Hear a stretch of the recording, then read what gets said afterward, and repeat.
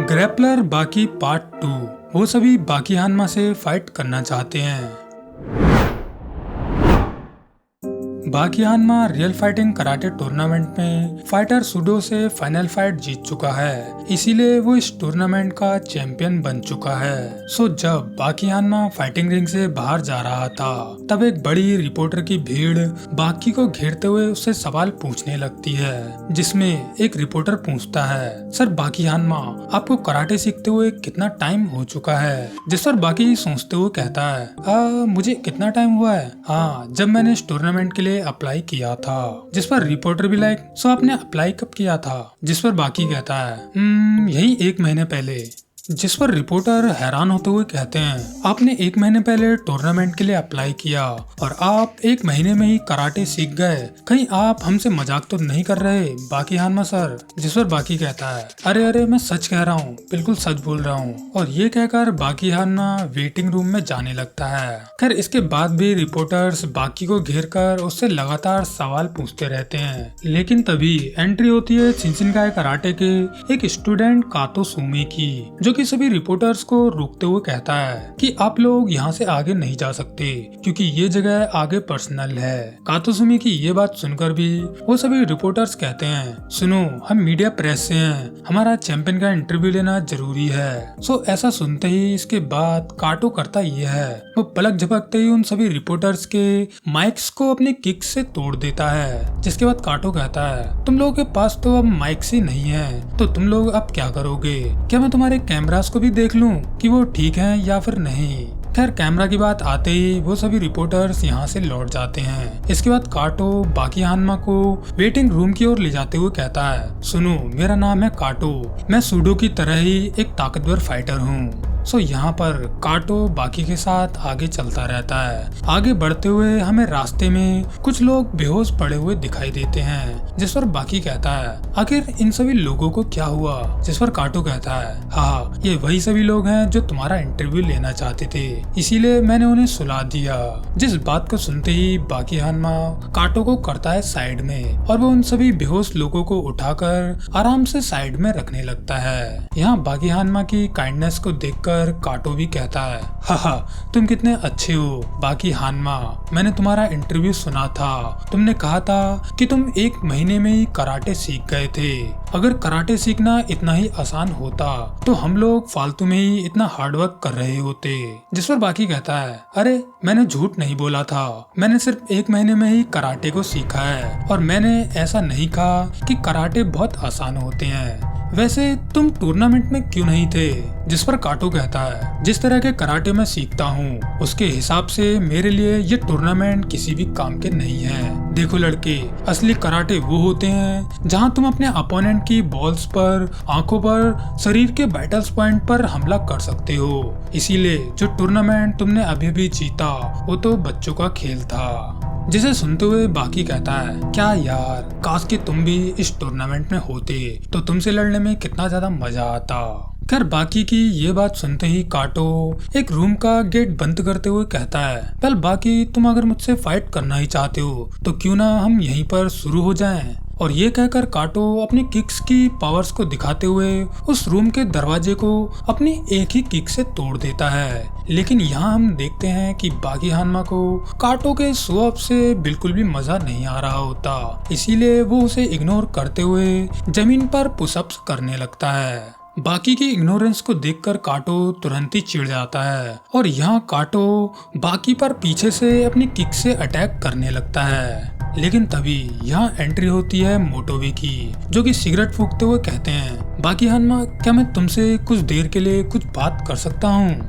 मगर काटो मोटोवे को रोकते हुए यहाँ पर कहता है, बुड्ढे, मेरे और बाकी के बीच में मत आओ, हम लोग का कुछ पर्सनल मैटर चल रहा है। खैर यहाँ पर काटो की ये बात सुनते ही मोटोवे का एक फॉलोअर काटो को रोकते हुए कहता है, ओ लड़के, थोड़ी तमीज से बात करो। जिसके जवाब में काटो उसको एक पंच से ही नॉक करके नीचे गिरा देता है, जिसे देखकर मोटोवे कहते हैं, लगता है आज किसी का दिन बहुत ज्यादा खराब है। खैर मोटोबे और काटो के बीच में गर्मा गर्मी का माहौल शुरू हो जाता है, जहाँ पर वो दोनों बाकी हानमा से बात करने के लिए तू में कर रहे होते हैं। मगर बीच में बाकी हानमा को जल्दी से अपने घर पहुंचना होता है, इसीलिए वो यहाँ पर धीरे से एक्सक्यूज मी बोलकर पतली गली से निकल लेता है और रास्ते में जाते हुए बाकी कहता है, यार ऐसी जगह पर तो मैं बिल्कुल भी ट्रेनिंग नहीं कर सकता। और उसका क्या नाम था, काटो, उससे तो मैं बाद में फिर से मिलूंगा। खैर इसके बाद हम देखते हैं रियल कराटे टूर्नामेंट की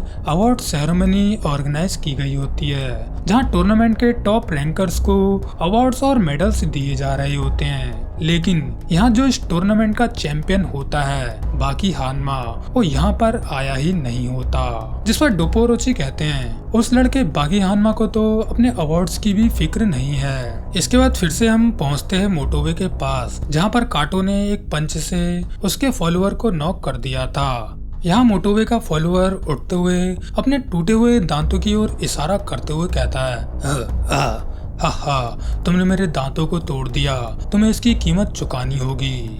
जिस पर काटो कहता है, खुद को कूल समझना बंद करो, तुम्हारी वजह से बागी हानमा मुझसे बचकर भाग गया। जिसे सुनते हुए वो फॉलोअर मोटोबे की ओर देखते हुए कहता है, मास्टर क्या कहते हो, इसका खेल यहीं पर खत्म कर दूं? खैर बात सुनते ही काटो सीधा अपनी 2 उंगलियों से उसकी आंखों पर अटैक कर देता है। मगर मोटोबे का असिस्टेंट काटो के हाथ को सटाक से डिफ्लेक्ट करने के बाद उस पर ही अपनी कोहनी से अटैक कर देता है, जिसके बाद वो काटो के हाथ को ग्रैब करते हुए उसे नीचे गिराने लगता है। मगर काटो जमीन पर अपना हाथ रखते हुए खुद को संभालता है, जिसके बाद वो अपनी एक किक से और पंच से उस असिस्टेंट की बैंड बजा देता है। यहाँ पर काटो मोटोबे के असिस्टेंट की लड़ाई का तरीका समझते हुए मन में कहता है, ये लोग तो अलग ही तरीके से लड़ते हैं, ये लोग तो कराटे यूज ही नहीं करते। सामने से मोटोबे काटो से कहते हैं, ओ मैंने तुम्हें देखा, तो तुम वहाँ नीचे से भी अपनी किक्स को मार सकते हो। लड़के, लगता है तुमने काफी हार्ड वर्क किया है। खैर यहाँ पर मोटोबे काटो से ये बात कहकर अपने असिस्टेंट के कान पकड़ लेते हैं और उसके बाद उसे उठाकर दूर फेंक देते हैं। इसके बाद मोटोबे काटो से फाइट करने के लिए आगे आते हुए कहते हैं, देखा तुमने मेरा असिस्टेंट कितना कमजोर था, मगर आज तुम जान जाओगे मैं किस तरह का मार्शल आर्टिस्ट हूँ। यहाँ पर मोटोबे काटो से लड़ने के लिए पूरी तरह से तैयार हो चुके होते हैं, मगर तभी यहाँ पहुँचते हैं डोपो ओरोची, जो कि यहाँ पर दोनों को रोकते हुए मोटोबे से बात करते हुए कहते हैं, मोटोबे तुम काफी बदल चुके हो, काफी दिनों से हम मिले नहीं थे। काटो मेरे भूले भटके स्टूडेंट, मोटोबे जैसे लीजेंड को देखकर तुम्हें कैसा लग रहा है? जिस पर काटो सोचते हुए कहता है, मोटोबे ये नाम तो मैंने पहले भी कहीं ना कहीं सुना है। जिस पर डोपोरोची मोटोबे के बारे में बताते हुए कहते हैं, काटो अगर तुमने मार्शल आर्ट्स को अगर अच्छे से फॉलो किया होगा तो तुमने मोटोबे का नाम कभी ना कभी जरूर सुना होगा। मोटोबे इजाओ एक ऐसा आदमी है जो किसी की भी गुलामी नहीं करता। उसने अपनी पूरी लाइफ जुजुत्सु कॉम्बैट की अल्टीमेट फॉर्म सीखने में लगा दी। इस आदमी को तो कराटे सीखने वाले 20 आदमी भी नहीं हरा सकते। जिस पर काटो हंसते हुए कहता है, हाँ मैंने तो अभी अभी उसके असिस्टेंट को हरा दिया। जिस पर डोपोरुचि कहते हैं, तुमने उसके असिस्टेंट को हरा दिया, ये बात तो कुछ ऐसी हो गई जैसे कि तुम किसी बच्चे को मार्शल आर्ट्स के मास्टर से कंपेयर कर रहे हो। खैर यहाँ पर मोटोबे इजाओ डोपोरुचि से कहते हैं, डोपो क्या तुम भी पहले से कहीं ज्यादा बदल चुके हो? तुम्हारे जैसा आदमी जिसे ओरोची द मैन ईटर कहा जाता है, उसे अब देखकर तो ऐसा लग रहा है जैसे कि मैं तुम्हें 1 मिनट के अंदर खत्म कर सकता हूँ। डोपो ओरोची को 1 मिनट के अंदर खत्म करने वाली बात सुनकर डोपो का एक स्टूडेंट आगे आ जाता है, जो कि मोटोबे की कॉलर पकड़ते हुए कहता है, ओह हेलो अंकल जी, मास्टर डोपो ओरोची के सामने जरा तमीज में रहिए। जिसे सुनते ही मोटोबे करता ये है, वो उसके अंगूठे को पकड़ता है और उसे ऊपर छत में क्रैश कर देता है। खैर यहाँ पर डोपोरोची के एक स्टूडेंट को धूल चटाने के बाद मोटोबे यहाँ से जाने लगते हैं और जाते वक्त मोटोबे डोपोरोची से कहते हैं, तुम लोग चिंता मत करो, मैं तो बस उस लड़के बाकी हानमा से मिलने आया था, लेकिन डोपोरोची मैं तुमसे दोबारा जरूर मिलूंगा।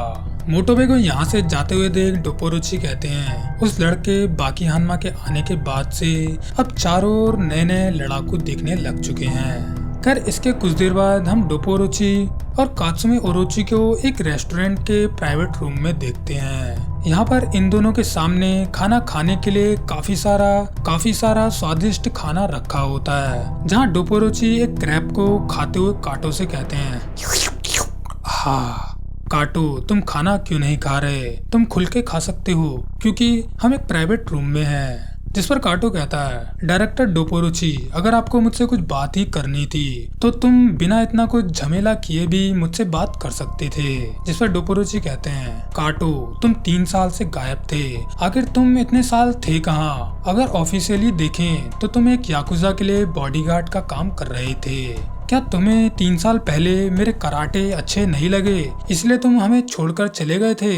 जिस पर काटोसुमी मुस्कुराते हुए कहता है, हाँ डोपो, मैं आपके डोजो से बेहतर कराटे सीख रहा था, जिन कराटों में कोई रूल्स नहीं होते। मेरे कराटे अब रियल फाइटिंग एक्सपीरियंस से जुड़ चुके हैं, जिसमें मैं गन्स और तलवारों का सामना कर सकता हूँ। मगर डोपोरोची, आपके जो कराटे थे उसमें तो हम फेस पर भी अटैक नहीं कर सकते। मेरा आपसे कराटे सीखना मजाक जैसा लग रहा था। जिस पर डोपोरोची काटो से कहते हैं, तुमने अभी तक जो भी कराटे मार्शल आर्ट सीखी है वो सभी मेरी टेक्निक से ही बने हैं, और अगर तुम्हें लगता है मेरे कराटे तुम्हारे कराटों के सामने कुछ भी नहीं है तो क्यों ना तुम मुझसे फाइट करके देख लो कि किसके कराटे सबसे ज्यादा ताकतवर हैं। जिस पर काटो बिना डरते हुए कहता है, तो बताइए मैं आपसे कब फाइट कर सकता हूँ? जिस पर डोपो भी लाए, कभी भी कहीं भी। डोपोरोची की ये बात सुनते ही काटो टेबल के नीचे से ही अपनी किक से डोपो पर अटैक कर देता है। मगर जब काटो टेबल के पीछे देखता है तब टेबल के पीछे डोपो होते ही नहीं बल्कि वो तो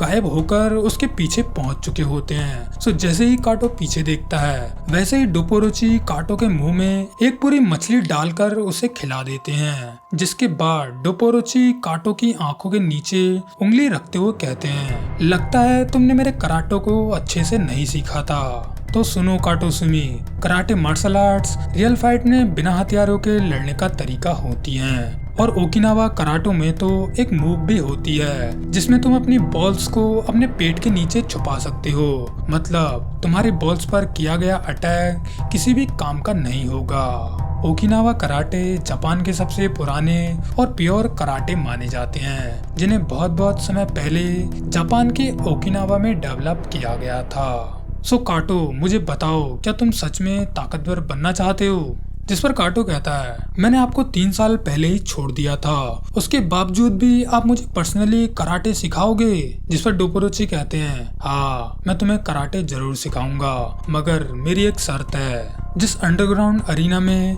अब बाकी फाइट करने वाला है, अगर तुम उस अरीना में बाकी की तरह ही टॉप पर रहते हो तो मैं तुम्हें पर्सनली कराटे सिखाऊंगा। जिस पर काटो सोचते हुए कहता है, एक अरीना, वो भी अंडरग्राउंड? जिस पर डोपोरोची बताते हुए कहते हैं, हाँ एक अंडरग्राउंड फाइटिंग अरीना जिसके बारे में खुल के बात करना भी मना है। सो काटो, देखते हैं तुम उस अरीना में रियल असैसिन फाइटर के अगेंस्ट कितना टिक पाते हो। एक बात जान लो, उस अरीना में गला दबाना, आंखें फोड़ना, बॉल्स फोड़ना सभी कुछ अलाउ रहता है और कोई भी कंप्लेंट भी नहीं करता। अगर शॉर्ट में मैं तुम्हें समझाऊं तो एक ऐसी जगह है जहां बिल्कुल असली फाइट होती है और सबसे ताकतवर आदमी को डिसाइड किया जाता है। जिस पर काटोसुमी कांपते हुए कहता है, क्या ऐसी जगह सच में होती है जहाँ बिना किसी रूल्स के हम फाइट कर सकते हैं? जिस पर डोपोरोची कहते हैं, हाँ ना, ऐसी जगह बिल्कुल होती है। तुम मुझसे और बाकी हानमा से भी ज्यादा ताकतवर बन सकते हो। क्यों काटो, तुम्हें गूसे बम तो आ ही रहे होंगे ये बात सुनकर। एक बात और सुन लो, अगर तुम अंडरग्राउंड अरीना में टॉप पर आ जाते हो तो तुम्हें मुझसे मार्शल आर्ट सीखने की जरूरत ही नहीं पड़ेगी। खैर डोपोरोची से ये बात सुनकर काटोसुमी अंदर ही अंदर खुश हो रहा होता है, जहाँ काटो अपने मन में कहता है, ओ मैं बाकी हानमा और डोपोरोची से भी ज्यादा ताकतवर बन सकता हूँ। मैं तो अंडरग्राउंड अरीना देखने के लिए काफी ज्यादा उतावला हो रहा हूँ। इसके बाद हम पहुंचते हैं शिंशिनकाई डोजो में, जहां 3 साल बाद फिर से काटोसुमी डोपोरोची के इस डोजो को ज्वाइन कर रहा होता है, जहां डोपोरोची काटो को सभी स्टूडेंट के सामने इंट्रोड्यूस करते हुए कहते हैं, सो तुम्हें ये लड़का तो याद होगा ही, कातो सुमी 3 साल बाद अब फिर से हमारे डोजो को ज्वाइन कर रहा है। ये लड़का अभी तक एक याकुज़ा बॉस के लिए काम कर रहा था, वो भी बॉडीगार्ड के रूप में। वैसे काटो ने काफी समय से हमारे कराटे को प्रैक्टिस नहीं किया है, तो तुम में से कोई बंदा ऐसा है जो काटो सुमी के साथ प्रैक्टिस करना चाहता है? क्या डोपोरोची की ये बात सुनते ही एक ताकेगी नाम का स्टूडेंट सामने आते हुए कहता है, ओ तो ये लड़का है हमारा सीनियर काटो, जिसे हमारे डोजो में न्यूक्लियर वॉरहेड कहा जाता था। तो चलो देखते हैं तुम कितने ताकतवर हो। यहाँ पर ताकेगी को फिर से देखकर काटो उसे याद करते हुए कहता है, ओ ताकेगी, मुझे याद है जब कभी भी तुम्हारी फाइट मुझसे होने वाली होती थी तब तुम्हारे पेट में दर्द होने लगता था। तुम वही डरपोक लड़के हो, है ना? खैर इसके बाद ताकेगी और काटो के बीच फाइट शुरू होती है, जहां डोपोरोची के हिसाब से ये दोनों फाइटर्स खुद के ही रूल बना सकते हैं। सो इसीलिए यहाँ पर काटो सुमी अपनी उंगलियों को सामने रखते हुए कहता है, हाहा तुम्हें पता तो होगा ही ना, मैं अपनी उंगलियों से तुम्हारी आंखें भी फोड़ सकता हूँ। जिस पर ताकेगी भी सीधा जवाब देते हुए कहता है, कहीं तुम्हारी आंखें ना फूट जाएं, ध्यान रखना। इसके बाद दोनों फाइटर धीरे धीरे क्लोज रेंज में आने लगते हैं और काटो अपनी किक से अचानक ताकेगी पर हिट करता है और ताकेगी भी अपने पंच से उस पर अटैक करता है, लेकिन काटो अपने हाथ से उसके हाथ को साइड में कर देता है। मगर इसके बाद होता यह है, ताकेगी अपनी 2 उंगलियों से सीधा काटो की आंखों पर अटैक करने लगता है, लेकिन काटो सटाक से वहां से हटते हुए अपना हाथ उसके 2 उंगलियों के बीच से एक तलवार की तरह मूव कर देता है, जिससे यहाँ पर होता यह है, ताकेगी का हाथ बीच से फट जाता है। और यहाँ पर जब ताकेगी का ध्यान अपने हाथ पर होता है, वैसे ही काटो अपने एक जबरदस्त पंच से उसे वहीं पर नॉकआउट कर देता है। इसके बाद डोपोरोची ताकेगी की हालत देखने लगते हैं, मगर काटोसुमी सभी स्टूडेंट्स को डराते हुए अपना रौब जमाते हुए कहता है, अब तो तुम लोग जान ही चुके होगे मैं अकेला ही तुम लोगों के सामने कितना ऊंचे लेवल पर हूँ। चलो बताओ कौन मुझसे लड़ना चाहता है? हाहा आ जाओ। खैर पीछे से डोपोरोची काटो को घुमाते हैं और उसके माथे पर एक उंगली से हिट कर देते हैं, और यहाँ पर डोपोरोची के सिर्फ उंगली के एक छोटे से हिट से काटो के माथे से काफी ज्यादा खून बहने लगता है और काटो को काफी तेज दर्द भी होने लगता है। जिसके बाद डोपोरोची यहाँ पर कहते हैं, काटो खुद को बुरा दिखाने की कोशिश मत करो, हमारे कराटे रौब जमाने के लिए नहीं होते। खैर इसके बाद डोपोरोची काटो के सर में पट्टी करवाते हैं और इसके बाद डोपोरोची उसे कार में बिठाकर उसे एक सीक्रेट जगह पर ले जाने लगते हैं, जिस पर काटो कहता है, डायरेक्टर डोपोरोची आप मुझे कहाँ ले जा रहे हो? जहाँ पर डोपोरोची मिस्टीरियसली उससे कहते हैं, मैं तुम्हें ले जा रहा हूँ लड़ाई करने वाली जन्नत में। जिसे सुनकर काटो हैरान होते हुए कहता है, लड़ाई करने की जन्नत? क्या सच में? यहाँ से सीन उठता है बाकी हानमा के पास, जो कि इस टूर्नामेंट को जीतने के बाद रात में ही घर की ओर जा रहा होता है, मगर बाकी हानमा का घर यहाँ से 15 से 20 किलोमीटर दूर होता है। मगर यहाँ पर बाकी बिना कुछ सोचे समझे घर की ओर दौड़ते हुए जाने लगता है, जहाँ रास्ते में जब बाकी हानमा को कुछ थकाई लगने लगती है तब बाकी कहता है, अरे यार शायद मुझे ट्रेन से घर जाना चाहिए था। ग्रैपलर बाकी कंटिन्यू इन पार्ट 3।